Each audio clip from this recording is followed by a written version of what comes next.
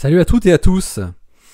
L'origine de la très faible luminosité d'Uranus est encore inconnue, tout comme la source de la dissipation de marée interne qui est requise pour expliquer les orbites de ces lunes. Des planétologues trouvent que la phase de l'eau sous sa forme solide dans les couches d'Uranus possède une grande viscosité, contrairement à ce que l'on estimait.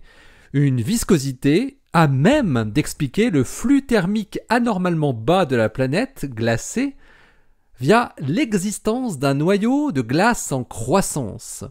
L'étude est publiée dans The Planetary Science Journal.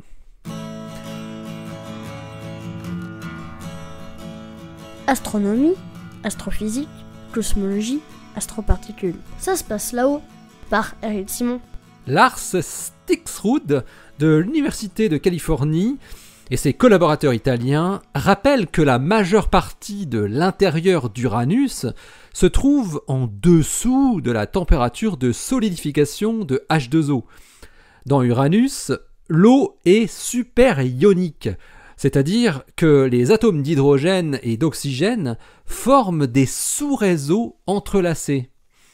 Les chercheurs ont déterminé la conductivité thermique et d'autres propriétés de l'eau superionique, avec un modèle d'évolution thermique qui tient compte de la chaleur piégée dans un noyau gelé en croissance.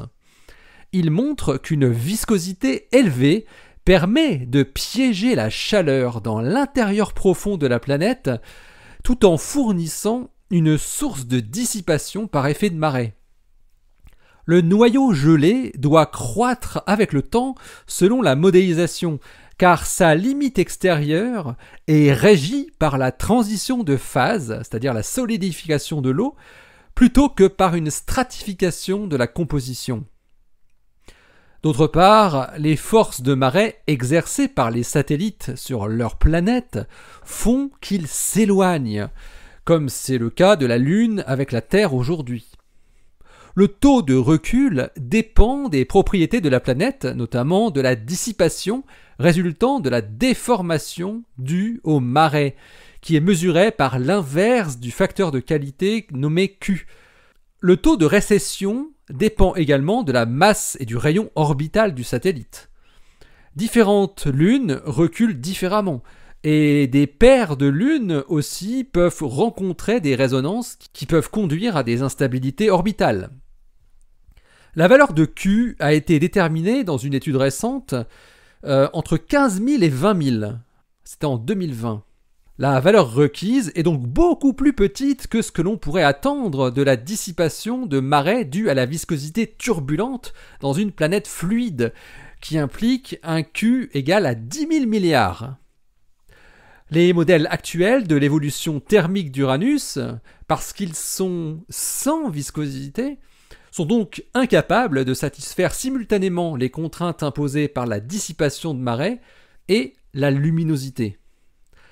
Le modèle d'évolution thermique de Stixrud et ses collaborateurs prédit, lui, non seulement la bonne luminosité du fait du piégeage thermique du noyau solidifié, mais également une certaine dissipation de marée variable dans le temps qui correspond tout à fait aux exigences des orbites de Miranda, Ariel et Umbriel.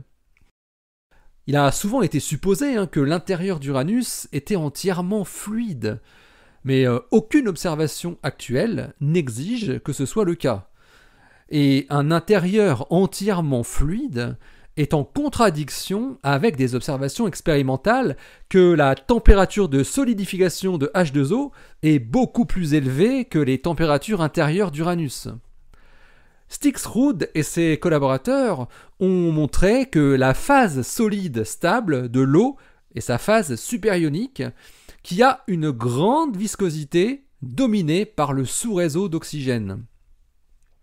Comme la taille du noyau gelé est dictée par les équilibres de phase plutôt que par des couches de composition, la partie solidifiée de la planète croît avec le temps. Sur la base de la détermination des propriétés physiques et des équilibres de phase, le modèle d'évolution thermique prédit que le noyau gelé se forme après 0,8 milliard d'années et croît jusqu'à occuper aujourd'hui les 2/3 du rayon de la planète. Les prédictions de Stixrud et ses collaborateurs sont testables par des futures missions spatiales, notamment par la mesure du nombre de loves de marée d'Uranus, ainsi que des caractéristiques des orbites de ses lunes. L'article de Lars Stixrud et ses collaborateurs est paru dans The Planetary Science Journal, le volume 2, daté du 3 novembre 2021. Il porte le titre Thermal and Tidal Evolution of Uranus with a Growing Frozen Core. Allez, d'ici la prochaine, portez-vous bien, restez bien les yeux vers le ciel et restez bien les pieds sur Terre. Allez, salut!